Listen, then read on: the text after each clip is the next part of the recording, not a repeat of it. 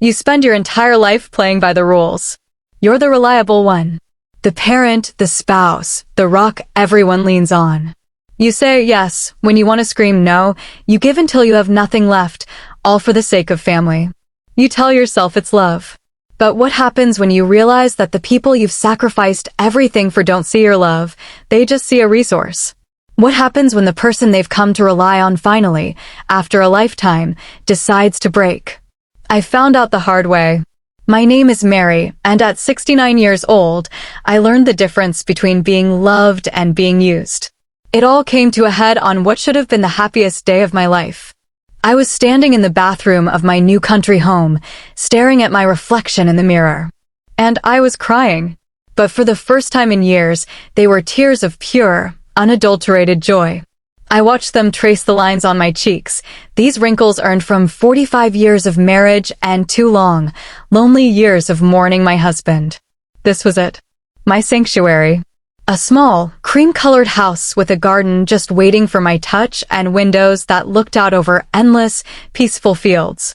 This wasn't just a house. This was a promise I had made to myself. It was mine. Every single nail, every tile, every splinter of wood. I had bought it with my entire life savings, $5,000, saved penny by painful penny, denying myself small pleasures for decades. It was worth every single sacrifice.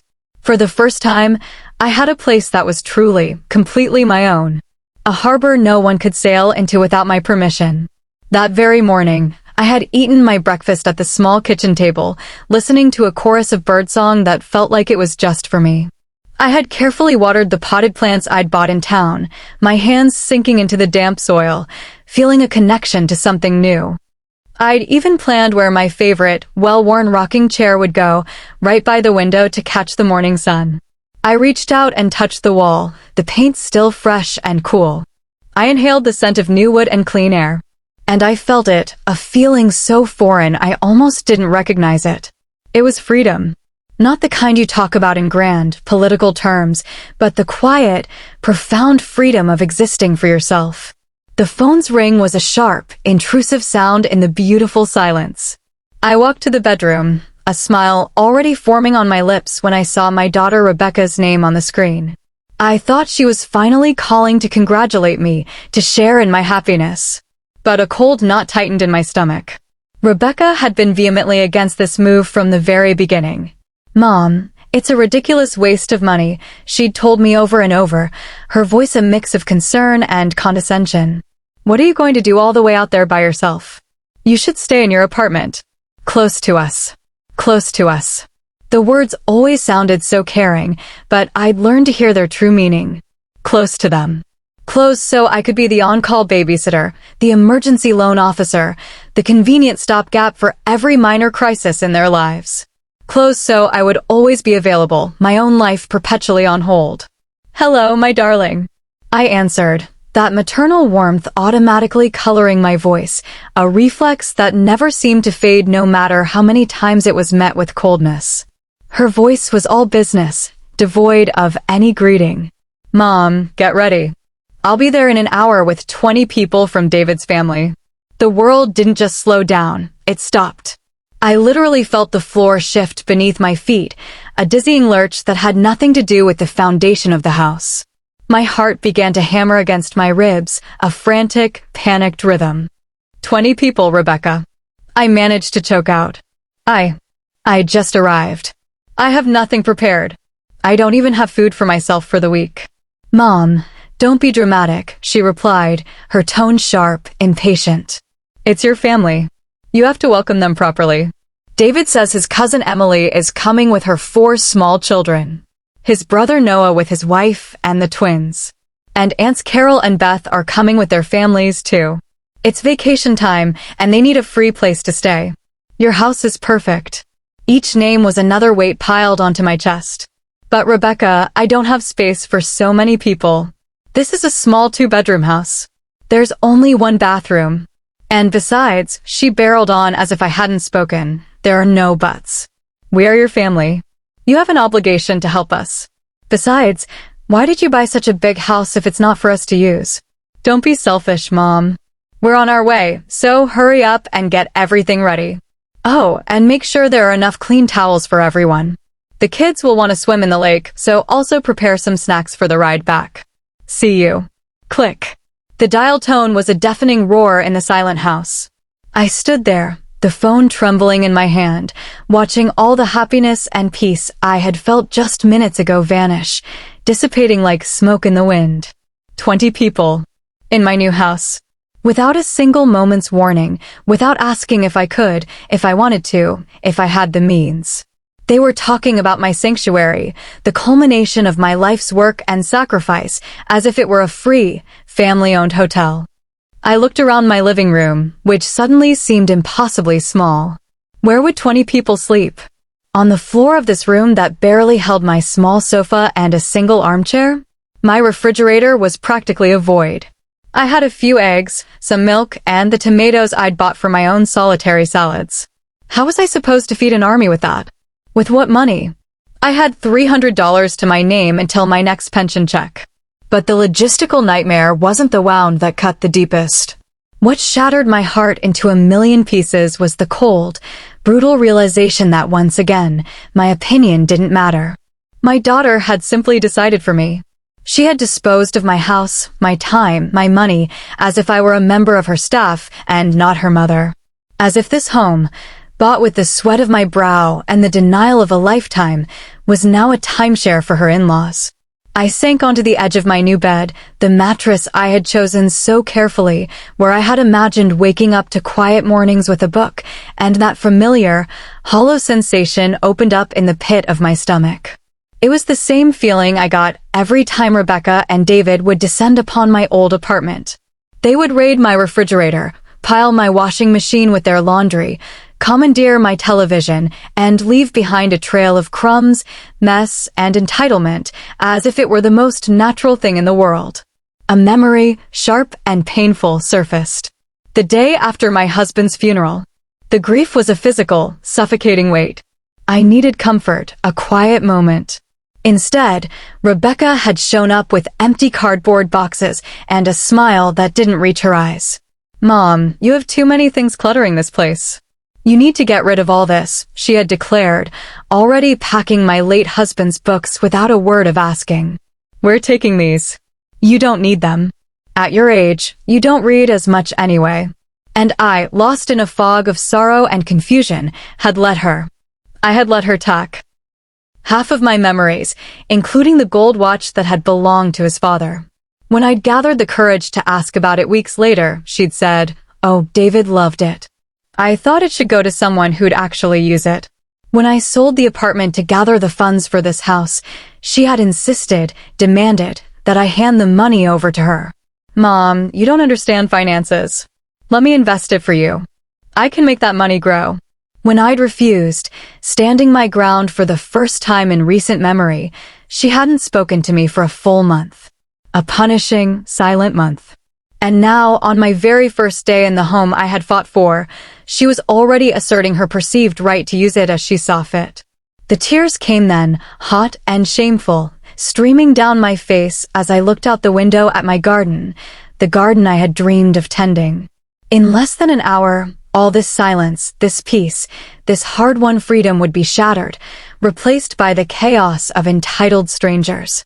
But what would you do if your own child treated your home like a hotel and your life like a convenience? Would you open the door and accept the invasion, or would you, for the first time, consider locking it? I sat there for several more minutes, trapped in the heavy, threatening silence. I had to move. I had 50 minutes. 50 minutes to perform a miracle for an army I never enlisted to serve. My legs felt like lead as I walked to the kitchen, my hand trembling as I opened the refrigerator door. The reality was even more stark than I remembered. 3 eggs, half a gallon of milk, 2 tomatoes, a small piece of cheese, a bottle of water. That was the entirety of my provisions. The cabinets offered no salvation. A single can of beans, one of tuna, a half-empty bag of rice, and the basic seasonings.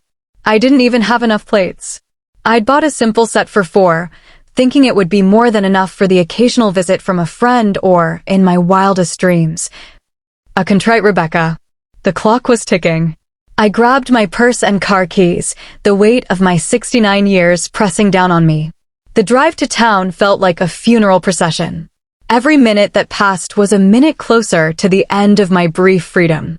In the small, local supermarket, I became a woman possessed, racing through the aisles, my mind a frantic calculator. Rice, beans, pasta, the cheapest Jared tomato sauce I could find, some sad-looking vegetables, a few loaves of discount bread. Nothing fancy, nothing special. Just bulk and calories. The bill came to $240.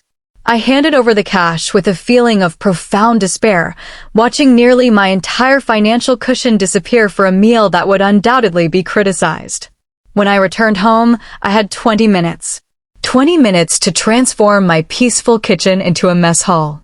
I put every pot I owned on the stove, boiling water for rice and pasta, opening cans with a savage urgency, chopping vegetables with tears of rage and helplessness streaming down my face.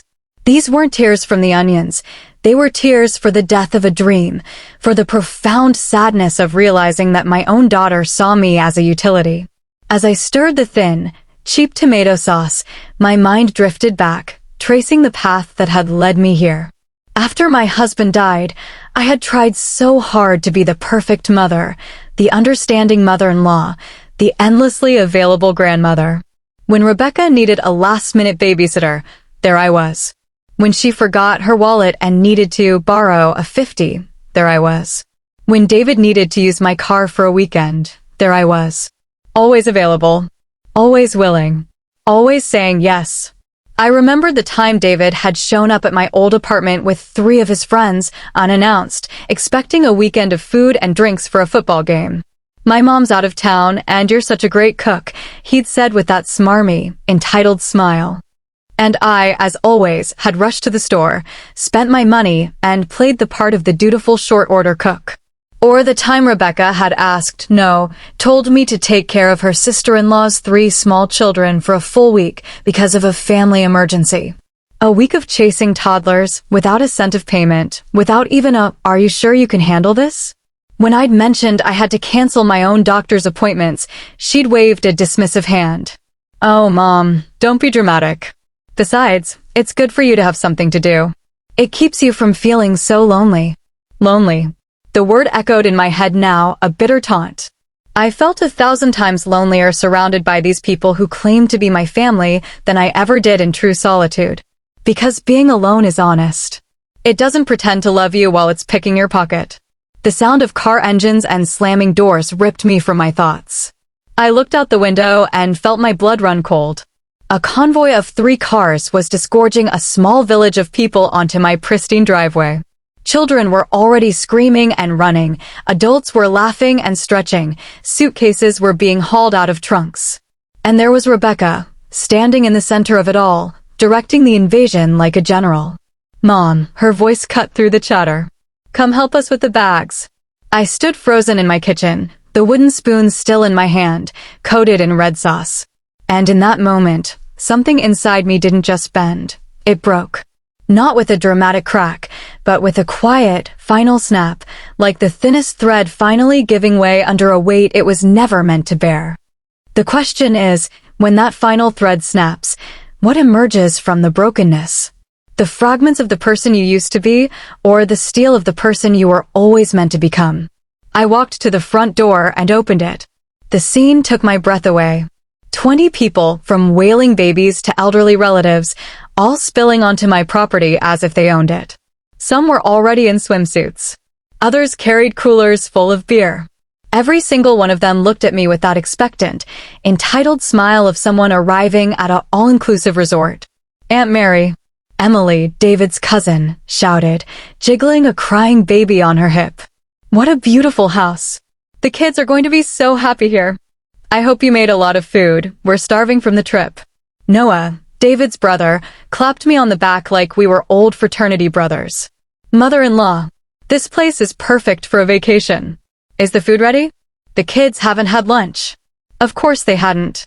They knew Grandma Mary would provide. "Mom," Rebecca said, striding up with a smile that was all teeth and no warmth. "I hope you got the rooms ready." Emily and her family will need the master bedroom because the baby cries a lot at night, so we'll take the other one. The rest can figure it out in the living room. The master bedroom.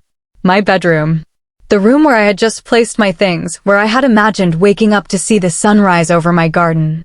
Without a single question, without a shred of courtesy, they had already decided I would be sleeping on my own sofa. I looked at this horde of people, already invading my space, touching my doorframe, commenting on my furniture, and for the first time in decades, I didn't feel resignation or guilt. I felt a spark. Small, but real. A spark of pure, undiluted indignation. "Mom, the food?" Rebecca called out from the doorway, her tone sharp, as if I were a slow waitress. "The kids are hungry, and the adults want to eat before we get settled in."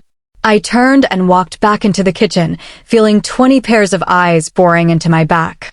The rice was sticking to the pot. The pasta was mushy. The sauce was watery. But it was what I had. It was all I had. I started serving it onto my meager set of plates, and of course, I ran out. I had to improvise with coffee mugs, mixing bowls, and even the lid of a pot for one of the smaller children. The humiliation was a living thing, coiling in my stomach. "Is this all?" Noah asked, staring at his plate with undisguised disdain. "I thought there'd be meat or something. You don't have anything else?" "It's just that you arrived so suddenly, and I didn't have time to," I began to explain, my voice weak. David cut me off. "Mary, it's fine. We understand you weren't prepared, but you could have made more of an effort. We're family, aren't we?" He gestured around the house. "Besides, this place is nice. You must have some money tucked away for better things." Money tucked away. The irony was so bitter I could taste it. "Grandma," one of the twins piped up, "do you have video games? Or cable TV?" "No, sweetheart, not yet," I replied, forcing sweetness into my tone. He looked at me as if I'd suggested we churn our own butter. "So, what are we going to do for 2 weeks?" "This is boring." Emily, who was now changing her baby's diaper on my dining room table, didn't even look up. "Mary, we need you to run back into town. I need diapers, formula, baby food, sunscreen, mosquito repellent." She handed me a list scrawled on a napkin. "You can go this afternoon." I took the list with a trembling hand. The items stretched down the tiny paper. I mentally calculated the cost, another $200 at least. The last of my money. "Emily, I don't have much money right now. I just bought the house and—" "Oh, Mary," she laughed, a tinkling, dismissive sound. "Don't be so dramatic. They're just basics. It's for your family. I'm sure you have an emergency fund." I was holding the emergency in my hand. They were my emergency. The napkin with its endless list of demands felt like it was burning my hand. An emergency fund. They were my emergency, a financial and emotional tsunami that had arrived unannounced. Paul, one of David's uncles, ambled over, a beer from his own cooler in his hand. At least they'd brought their own alcohol. "Mary, where can we stash our stuff? We need fridge space for the beer and the steaks for the barbecue." I numbly opened my small refrigerator, already crammed with the meager supplies I'd bought that morning. "Well, you can move my things, I suppose." "Perfect," he said, already shoving my milk and eggs onto the counter to make room for his 6-packs. "And which room are Robert and I in?" "Rebecca said there were only 2 bedrooms, but we can take the living room. Just make sure you have enough blankets. Gets chilly out here in the sticks." Blankets. For 20 people. I had 3. And 4 pillows. In my own home, I was already the ill-prepared hotel manager. Outside, the children were now playing a chaotic game of tag through my fledgling garden. I watched, heart-sinking, as one of Noah's twins stomped right through the bed where I'd planted my tomato seedlings just hours before, their tender green stems snapping under his small, careless feet. "Children, please be careful." I called out the window, my voice strained. "Oh, let them be, Mary." Noah shouted back with a laugh. "They're kids. They need to run free. That's the whole point of coming to the country. Free. They were free to destroy my dreams while I paid for the privilege of hosting their destruction." Rebecca found me at the kitchen sink, my hands submerged in soapy water, trying to scrub the burnt rice from the bottom of my new pot. "Mom, we need to talk." Her tone was that of a CEO delivering a poor performance review.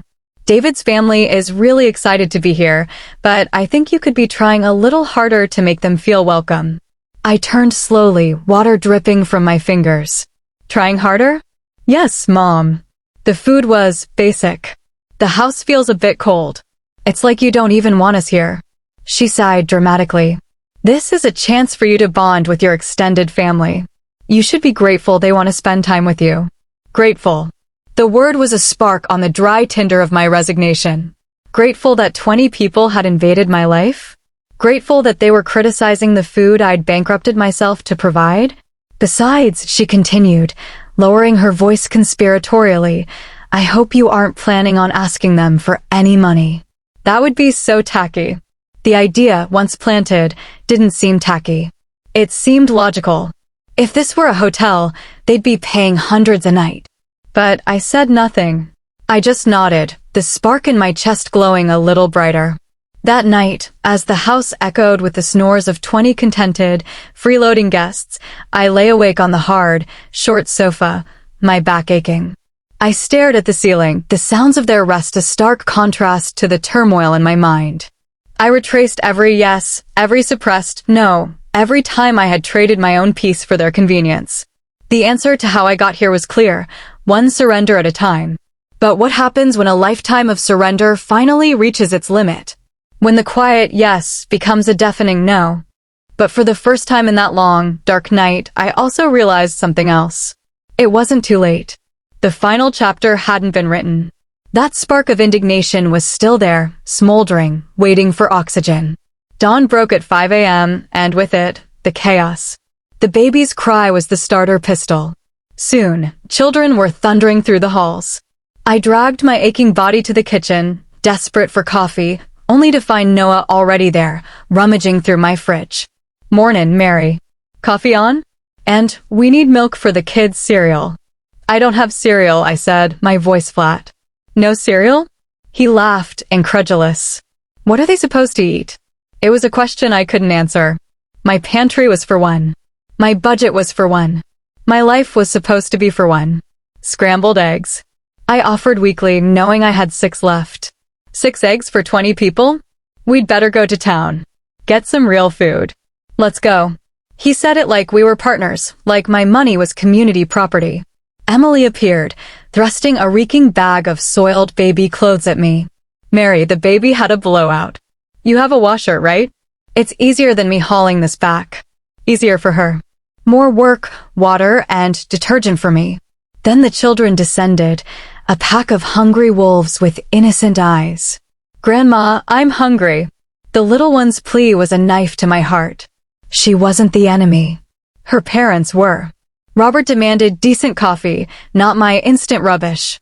David asked for cigarettes and beer for the barbecue tomorrow.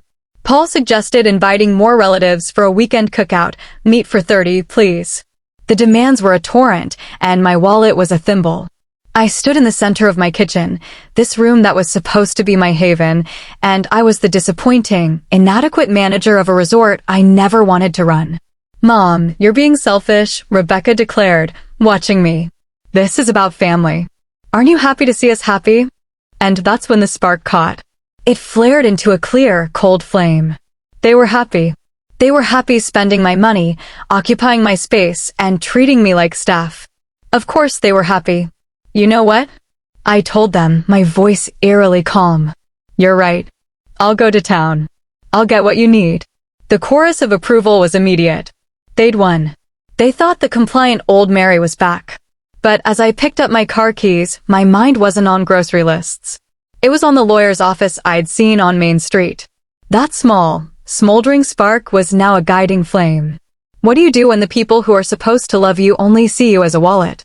Do you empty it for them until there's nothing left, or do you finally, for the first time, close it and pocket the key?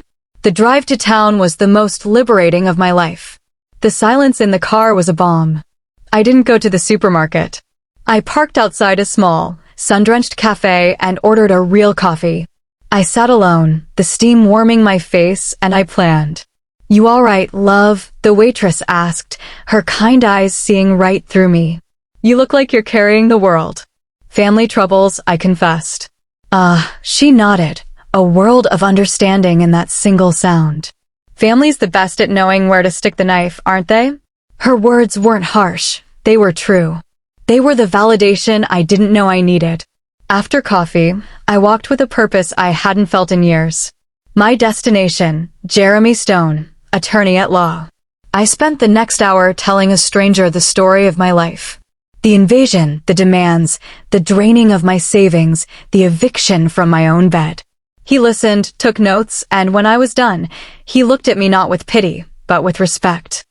Mrs. Albright, he said firmly, what you're describing is financial and emotional abuse. Being family doesn't grant them a license to exploit you. He slid a folder across his desk. You have the right to set boundaries. Legal ones. He helped me draft a document. A formal letter establishing commercial lodging rates for my property. $100 per room per night. $50 per person per day for meals. It was all there in black and white. A translation of their entitlement into a language even they would understand. Money. My next stop was the bank. The manager, a young man named Richard, reviewed my account with a frown. Mrs. Albright, these are unusually high withdrawals. Is everything okay? I gave him the short version. He nodded grimly. We see this more often than you'd think. We can set up spending controls if you like. To protect you. Another tool. Another layer of armor. I was no longer a victim. I was a general preparing for a battle I never wanted to fight. Finally, I went to the supermarket. But this time, I was in control. I bought only the barest essentials. Rice, beans, more pasta. I spent $50. A statement in itself. When I returned home 3 hours later, I was greeted not with thanks, but with a barrage of complaints. Mom, what took so long? Where's the meat? The beer, Mary, did you get the beer? And my cigarettes? I looked at their expectant, annoyed faces, and I felt that new, steely calm settle over me. I brought basic food, I said. Rice. Beans. Pasta. The silence was immediate and absolute. What do you mean? Noah finally sputtered. I don't have the money to buy everything you asked for, I replied, my voice even. This is all I can afford. But Mom, Rebecca jumped in, her voice dripping with condescension. We know you have savings. Don't be stingy.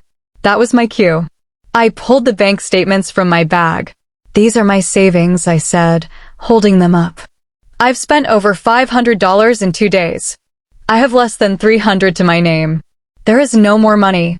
The papers were passed around, their faces shifting from disbelief to frustration. Well, David huffed. I suppose we'll all have to chip in then.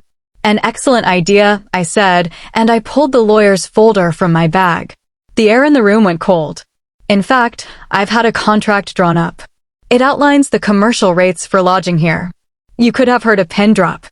I read the figures aloud. The total for 2 days so far comes to $2,800. The explosion was instantaneous. It was a symphony of outrage, a cacophony of wounded entitlement. You're charging us? Rebecca shrieked. No, I said, my calm a fortress against their storm. I am offering you the choice to pay for the services you are receiving or to find other accommodations. For the first time in my life, I was not negotiating. I was stating terms. And in their stunned, furious faces, I saw the first flicker of something I'd never seen directed at me before. Fear. The room erupted into chaos. 20 voices talking over each other, shouting, pointing, their faces masks of betrayal and fury. But their words, the same manipulative daggers that had always worked before, just bounced off. That invisible wall I'd built in the lawyer's office held firm.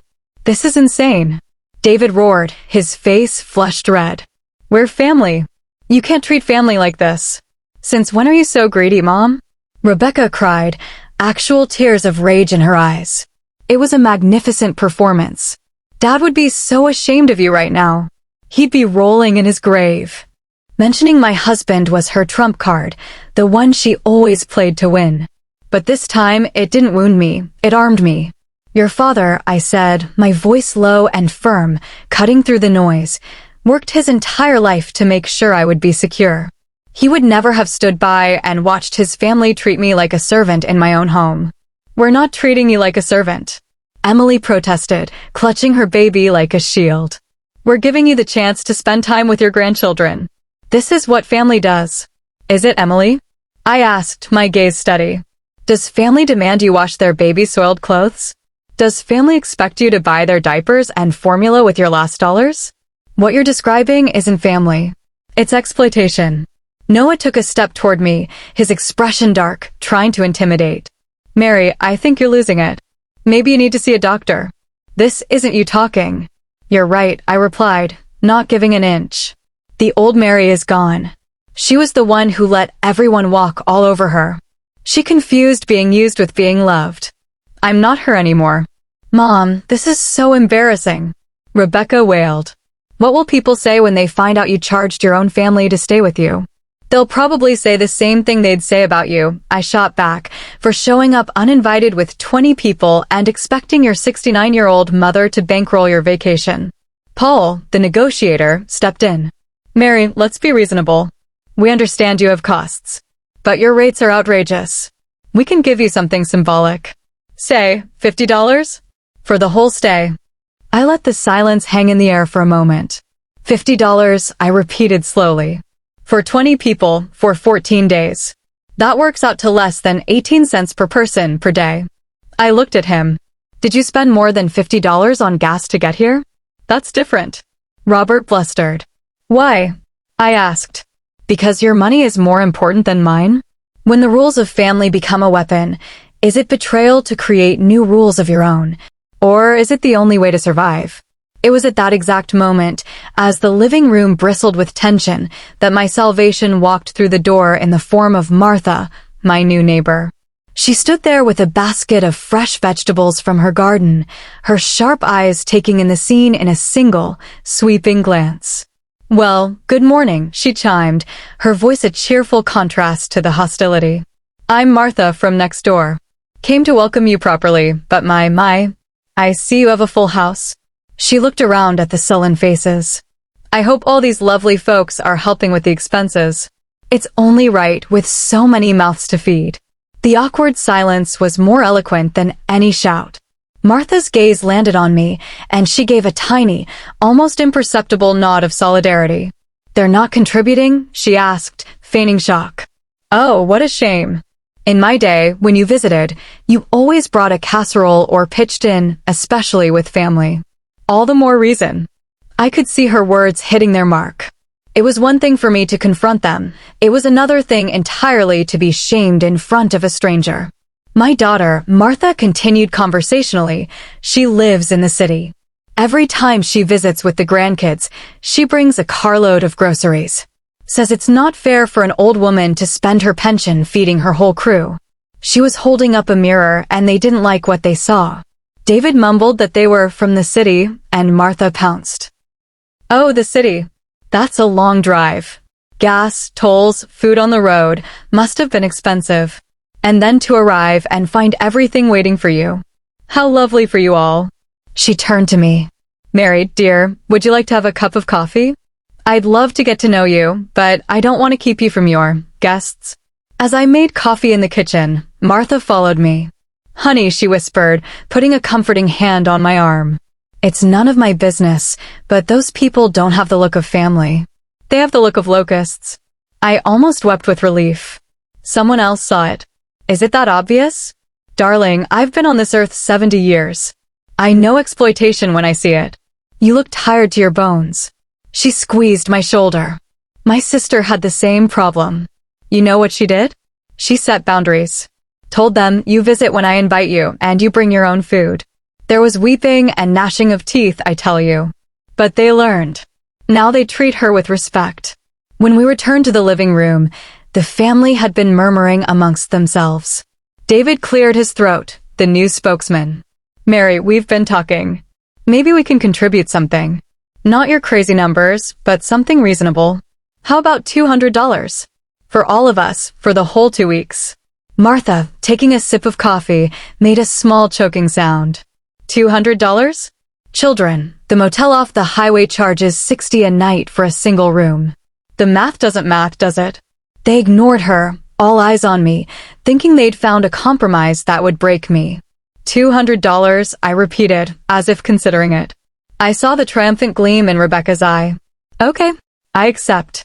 A collective sigh of relief filled the room. They thought they'd won.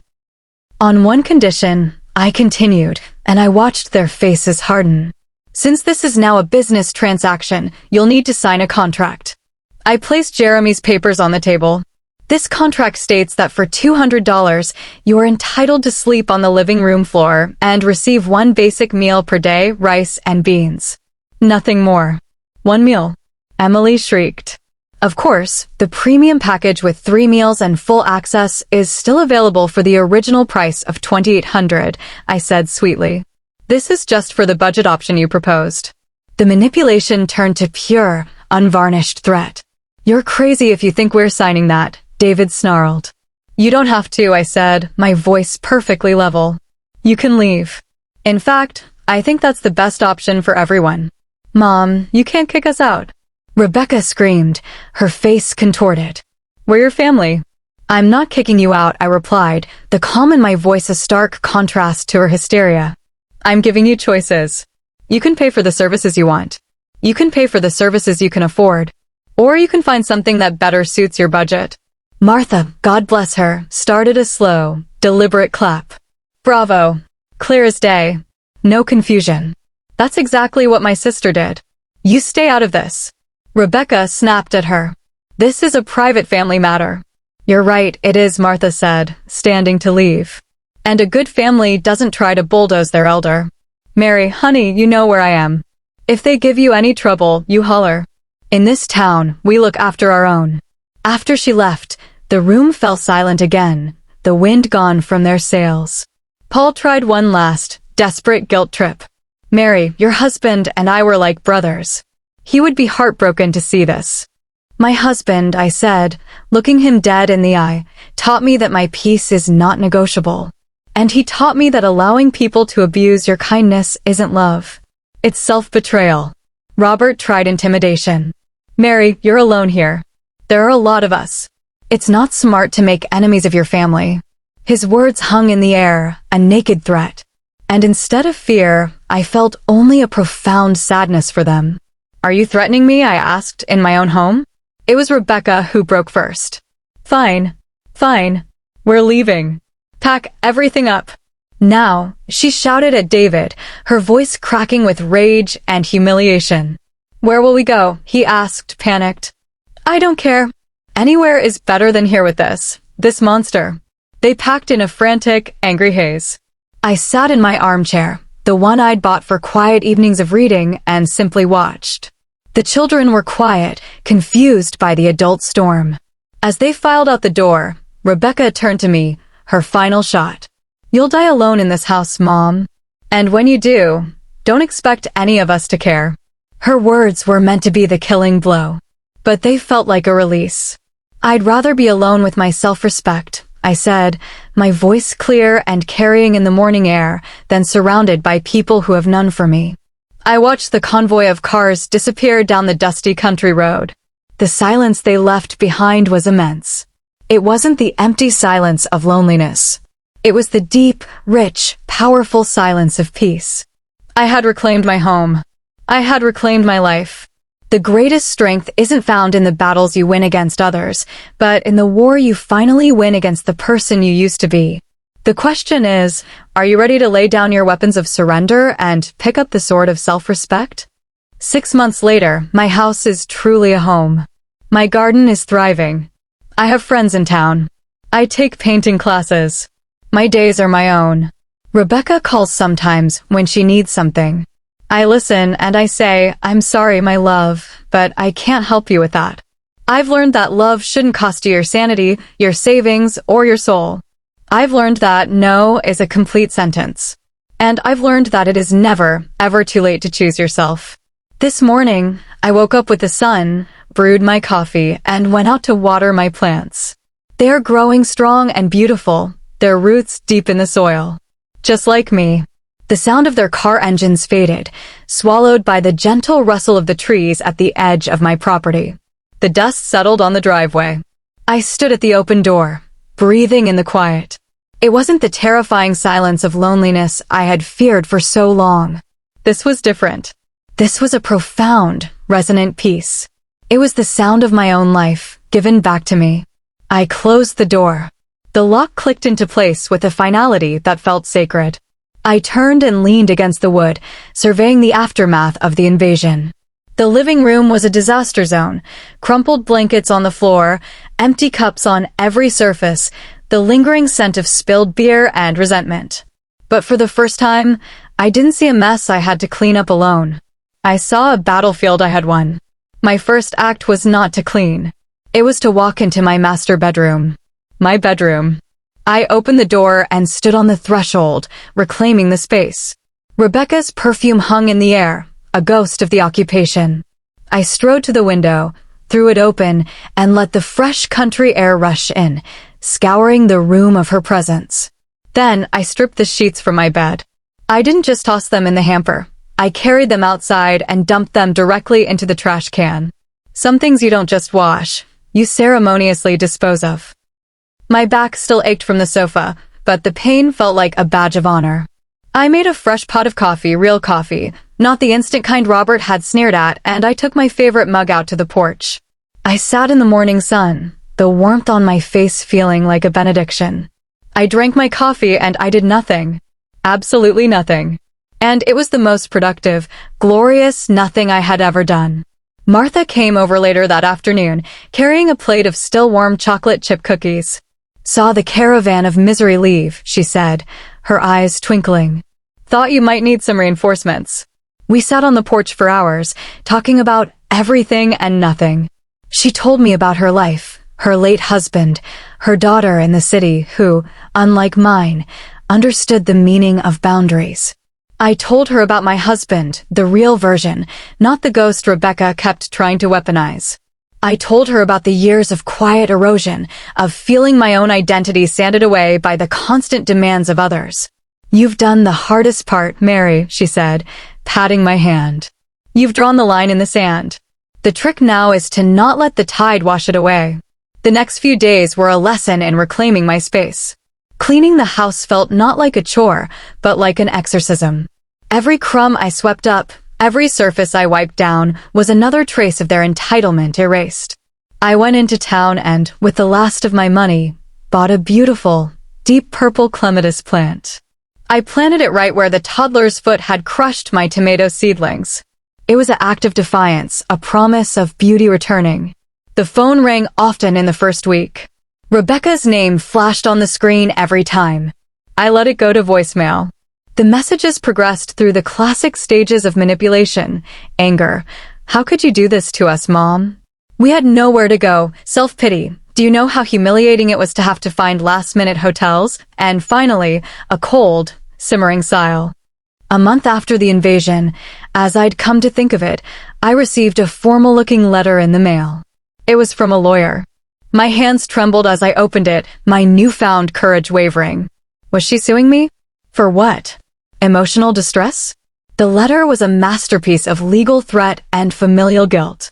It claimed I had created an unsafe and hostile environment, leading to their premature and costly departure, and suggested I could make amends by signing over a life estate in the property to Rebecca, which would give her the house upon my death. It stated that this would repair the familial rift I had caused. The audacity took my breath away. Then it made me laugh. A dry, incredulous laugh that echoed in my quiet kitchen. They weren't just locusts, they were vultures, circling back for the carcass they thought they'd left behind. I didn't panic. I made a copy of the letter, put it in my purse, and drove to Jeremy Stone's office. He read it, a smirk playing on his lips. This is what we call a Hail Mary pass, Mrs. Albright. It's baseless. They have no legal standing. All it is a very expensive attempt to frighten you. It worked a little, I confessed. Don't let it, he said firmly. I will respond to this, stating in unequivocal legal terms that they are to cease all contact and that any further harassment will result in a restraining order. It will cost them more in legal fees than they'll ever get from you. I left his office feeling taller. I had a lawyer. I had a neighbor who had my back. I was building a fortress not of isolation, but of self-respect. When the people who are supposed to be your soft place to fall become the rocks life throws at you, you have a choice. Do you let them break you, or do you use them to build a stronger foundation? Life began to find a new, gentle rhythm. I joined the town's community garden, where I met other women my age who talked about books and recipes and grandchildren who actually visited with joy, not just with demands. I started going to the library. I signed up for a painting class at the community center. The first time I put brush to canvas, my hand shook. I wasn't creating a masterpiece. I was rediscovering the part of my brain that could make something for no other reason than it brought me peace. I even got a cat. A scruffy, independent orange tabby that showed up on my porch one day and decided to stay. I named him Samson because his presence made my home feel even stronger. The calls from Rebecca became less frequent. When they did come, they were short. A request for money to help with a car repair. A demand that I take the kids for a weekend so she and David could get away. Each time I listened. I let her finish. And then, using the calm, firm tone I had practiced in the mirror, I said, "I'm sorry, Rebecca, but I can't help you with that." The first few times, she would explode. She called me every name she could think of. She told me I was a terrible grandmother. She said I would die alone and unloved. I would simply hold the phone slightly away from my ear until the storm passed, and then repeat my line. "I'm sorry, but I can't help you with that." It was the mantra of my liberation. After a while, the explosions lost their heat. They became perfunctory, like a child kicking a wall they know won't break. Then, they stopped altogether. The silence from her end was no longer a punishment. It was a gift. 6 months to the day after they had left, I was in my garden, my hands buried in the rich, dark soil, tending to my roses. The clematis was climbing vigorously up the trellis, a cascade of vibrant purple. Samson was sunning himself on the porch. My life was small, and it was simple. And it was entirely, beautifully mine. The phone rang inside. For old time's sake, I felt a flicker of anxiety. I wiped my hands on my gardening apron and went inside to answer it. It was Rebecca. Her voice was different. Not warm, but flat. Tired. "Mom." "Rebecca. How are you?" There was a long pause. "David lost his job." I said nothing. The money's tight. "The mortgage is, we might," she trailed off, waiting for me to offer the solution. Waiting for the old Mary to rush in with my life savings, my spare room, my unconditional rescue. The silence stretched between us, a continent of unsaid things. "I'm sorry to hear that," I said, and I genuinely was. I felt sorrow for her struggle, but it was a clean sorrow, unburdened by the weight of responsibility. Another pause. She was waiting for more. It never came. "So, that's it," she finally said, her voice sharp with disbelief. "You have nothing else to say?" "What would you like me to say, Rebecca?" "I don't know, Mom." "Maybe, how can I help?" "Maybe, what can I do?" Something a normal mother would say. I took a deep breath, looking out the window at my garden, at my peace. A normal mother, I said softly, would hope that her daughter had a mother she could come to for comfort, not just for cash. I am here to listen. I am here to be your mother. But I am not here to be your bank, your hotel, or your doormat. Not anymore. The line went dead. She had hung up. But for the first time, it didn't feel like a rejection. It felt like an acceptance of the new terms. The terms of respect. I placed the phone down and walked back outside. The sun was warmer, the colors of my garden more vivid. I had not gotten my daughter back. The relationship we had, the one built on use and obligation, was gone. And perhaps it had never really existed at all. That was the true loss, and I had finally finished mourning it. A year has passed now. The seasons have turned over my little house in the country. The garden that was once trampled by careless feet is now a lush, blooming sanctuary. I have a small, sturdy greenhouse where I grow herbs and tomatoes year-round. My painting skills are still amateur, but my studio, the second bedroom that was once meant for guests, is filled with canvases of sunsets over my fields, portraits of Samson sleeping in sunbeams, and the vibrant, untamed life of my garden. They are not for anyone else to judge. They are for me. My life is full in a way I never could have imagined when I was drowning in the needs of others. It is full of quiet mornings with coffee and a book. It is full of Tuesday lunches with Martha and the other ladies from the garden club, where we laugh so loudly we get shushed by the librarian next door. It is full of the simple, profound satisfaction of eating a salad made from vegetables I grew with my own hands. Rebecca and I have a new, distant relationship. She calls on my birthday. She sends a card at Christmas. The messages are brief, formal. There is no warmth, but there is also no manipulation. It is a ceasefire. It is not the reconciliation I once dreamed of, but it is a peace I can live with. I have come to understand that sometimes the healthiest form of love is a dignified distance. The other day, I was in town buying birdseed when I ran into an old acquaintance from the city. Her eyes widened in surprise. "Mary? Is that you? My goodness, you look wonderful." I laughed. "Country air," I said. "No, it's more than that," she insisted, studying my face. "You look radiant. You've lost weight. You're standing differently. What's your secret?" I thought about it for a moment, the bag of birdseed feeling light in my arms. What was my secret? Was it the fresh food? The daily walks? The painting? I stopped saying yes when I meant no, I said simply. She looked confused, but also a little envious. I have learned that the most dangerous prison is the one you build yourself, with bars made of obligation and a lock made of guilt. For 45 years of marriage and 2 years of grief, I was a resident of that prison. My sentence was a life lived for everyone but myself. Buying this house was my first act of escape. Standing up to my daughter was the moment I tasted real freedom. It was terrifying. It was painful. I lost the version of my family I had clung to for so long. But I gained myself. I learned that selfish is just a word people use to punish you for prioritizing your own survival. I learned that family is not a free pass to exploit and abuse. I learned that the love that costs your soul is not love at all. They say you can't teach an old dog new tricks. But what if the old dog realizes she never liked the old tricks to begin with?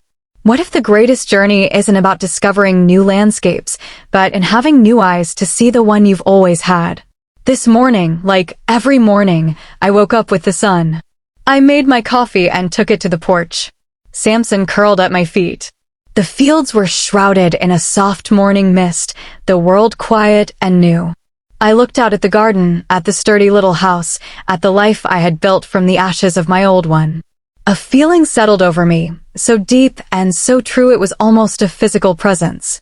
It wasn't just happiness. It wasn't just peace. It was dignity. Earned, fought for, and irrevocably mine. I am 69 years old. And my life, my beautiful, quiet, powerful life, is finally just beginning. If this story of finding strength in the autumn of life resonated with you, I'd love to hear your thoughts. Have you ever had to set a difficult boundary with family? What was the cost, and what was the reward? Your stories are in the comments. And if you want to hear more journeys of courage, of finding a voice after a lifetime of silence, then like this video and subscribe to the channel. There are plenty more stories waiting to be told. Thank you for listening. Big hugs, and I'll see you in the next one.